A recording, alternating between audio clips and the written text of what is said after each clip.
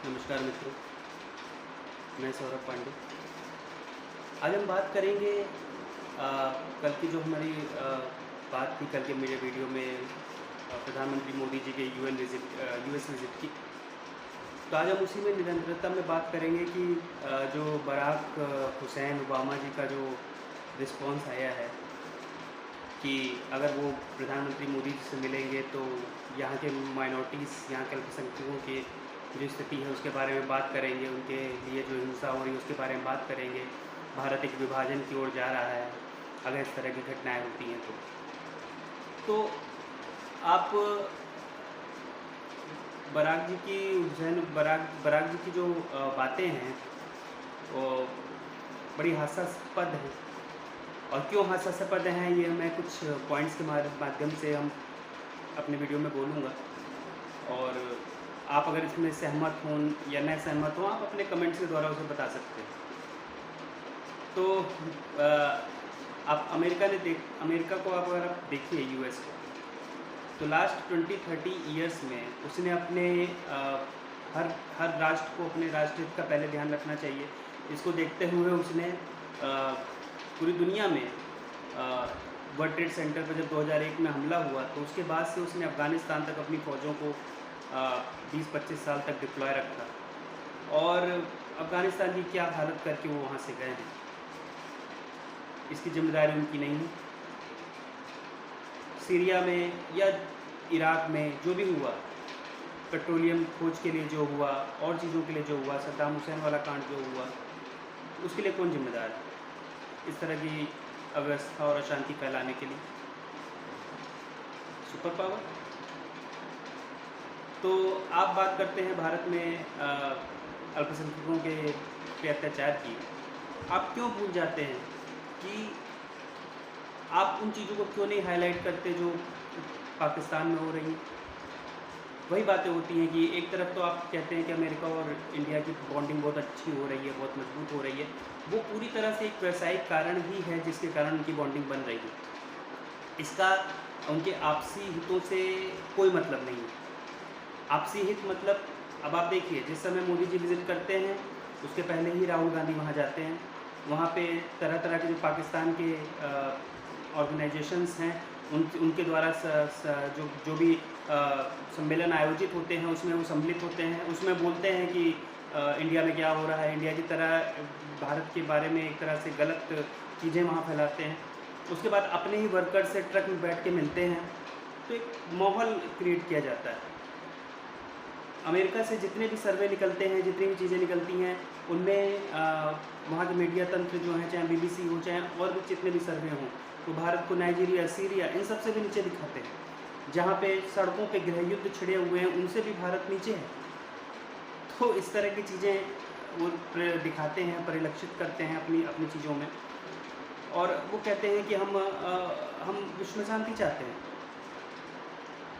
तो आप क्यों नहीं उंगली उठाते चीन में जो रोहिंग्या मुसलमानों पे जो हो रहा है, जो उन पे वहाँ पे कैंप के द्वारा उनकी दाढ़ियाँ और उनकी टोपियाँ भी हटा दी गई हैं, उनको वहाँ पे कैंपों में रखा जाता है। आप क्यों नहीं बोलते उस पर खुल के? नहीं बोल पाते आप। दूसरा, आप अगर देखिए पाकिस्तान में और बांग्लादेश में जब भी 1947 में जब देश का विभाजन हुआ, उसके बाद पाकिस्तान और बांग्लादेश एक ही था उस समय। तो उस समय जो पॉपुलेशन थी करीब 15% पॉपुलेशन हिंदुओं की थी, वेस्ट और ईस्ट पाकिस्तान को मिला के, मतलब जो पाकिस्तान और बांग्लादेश आज का, दोनों को मिला के 15% पॉपुलेशन थी। तो आज वो कितनी रह गई है? अगर हम माने कि चलिए पाकिस्तान डिवाइड हुआ, और डिवाइड होने के बाद भी अगर आप देखिए तो आज पाकिस्तान में हिंदुओं का परसेंटेज पॉपुलेशन 1% बचा है। और अगर आप बांग्लादेश में देखिए तो जो 13% पॉपुलेशन थी 71 के बाद, आज वो घट के 21 या 22 2022 के अकॉर्डिंग वो करीब हो गई है 7 या 8%। और अगर भारत में मुसलमानों की आप स्थिति देखिए तो यहाँ पर जो मुस्लिम अल्पसंख्यक जिनको कहा जाता है, हालांकि वो अल्पसंख्यक हैं कि नहीं है ये भी एक डिस्कशन का विषय है कि वो अल्पसंख्यक हैं कि नहीं, क्योंकि भारत में हिंदू ही 7-8 स्टेट्स में अल्पसंख्यक हो चुके हैं ऑलरेडी, जिसमें नॉर्थ ईस्ट के स्टेट हैं, जिसमें कश्मीर है और जिसमें बहुत से स्टेट हैं। केरला में भी स्थिति अच्छी नहीं है, हिंदू का परसेंटेज 50% से कम ही है वहाँ पर भी। तो अगर आप बात ये करते हैं कि मतलब माइनॉरिटीज़ के राइट्स की बात करते हैं, तो ये बात भी तो उठेगी ही ना, इनको आप कहाँ तक हटा पाएंगे? आप अगर देखिए कि 1% पॉपुलेशन पाकिस्तान में बची है और 7-8% पॉपुलेशन बांग्लादेश में बची है, और हालांकि यहाँ मुस्लिमों की पॉपुलेशन, हिंदुओं की पॉपुलेशन अगर हम देखते हैं तो 15-16% के बेसिस पर बढ़ी है, और मुस्लिमों की पॉपुलेशन करीब 24-25% के बेसिस पर बढ़ रही है हिंदुस्तान में, अभी करंट के हिंदुस्तान में। तो आप कैसे कह सकते हैं कि मतलब जो भी हिंदू 15% से 1% पर आ गए या 13% से 7% पर आ गए, बाकी गए कहाँ? क्या सारे के सारे कन्वर्ट हो गए? किस सारे के सारों को धार्मिक उन्माद भीड़ ने उनकी हत्याएं कर दी? अभी बांग्लादेश में रिसेंटली में जो दंगे हुए थे, उसमें क्या क्या हुआ था?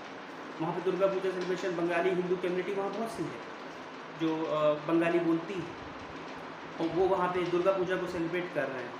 और वहाँ की सीसीटीवी फुटेज में आया कि वो व्यक्ति जो है कुरान को दुर्गा माँ के नीचे रख के आ गया, जो उनकी जो धार्मिक किताब है उनके पैर के पास रख के आ गया, और उसके बेसिस के पे वहाँ पे अफवाहें फैली, और उसके बेसिस पर वहाँ पर दंगे हुए जिसमें कई हिंदुओं को मारा गया, जलाया गया और उनकी दुकानें लूट ली गई।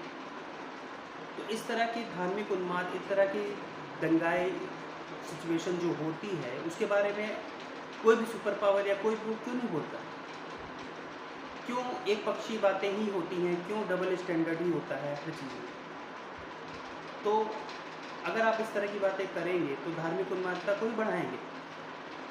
और आप, हालांकि आप भी एक इस्लाम धर्म को मानने वाले व्यक्ति ही हैं, तो आप कहीं ना कहीं इसमें धर्म के एंगल को ही आगे रख रहे हैं। अगर मानवता की बात आप करते हैं तो मानवता की बात सबके लिए होनी चाहिए ना।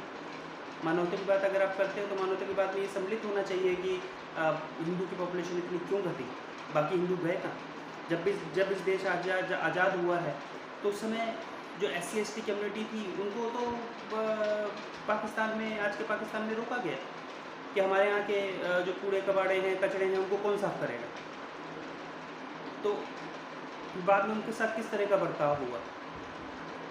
तो इन सब चीज़ों को आपको देखना होगा कि देश में स्थिति क्या है, विश्व लेवल की स्थिति क्या है।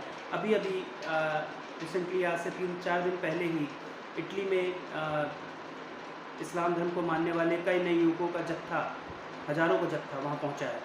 उनकी महिलाएं, उनकी लड़कियाँ उनके साथ नहीं हैं। वो वहाँ पे जाके किस तरह की धार्मिक उन्माद कर सकते हैं और किस तरह की ये भीड़ किस तरह की चीज़ें कर सकती है, सबको पता है। पूरे यूरोप में क्या हो रहा है, स्वीडन में क्या हो रहा है, जर्मनी में क्या हो रहा है, फ्रांस में क्या हो रहा है, सबको पता है। माइग्रेशन के नाम पे लोगों का मूवमेंट होता है, उसके बाद धीरे धीरे चीज़ें किस तरफ जाती हैं, ये सब देख रहे हैं। पहले आपकी जनसंख्या कम होती है तो आप एक विक्टिम की तरह व्यवहार करते हैं, और जब धीरे धीरे आपकी संख्या बढ़ती है तो आप उस क्षेत्र को अपने अकॉर्डिंग चलाना चाहते हैं। तो इस चीज़ों को समझने की बहुत ज़रूरत है कि वर्ल्ड लेवल पे, विश्व लेवल पे क्या हो रहा है, चाहे वो UK हो, चाहे वो स्वीडन हो, चाहे वो फ्रांस हो, चाहे वो जर्मनी हो, जितने विकसित देश हैं चाहे वहाँ देखिए। तो अब भारत तो देश इन सब चीज़ों से घिरा हुआ है ही चारों ओर से, तो हमें तो और सजग रहने की ज़रूरत है।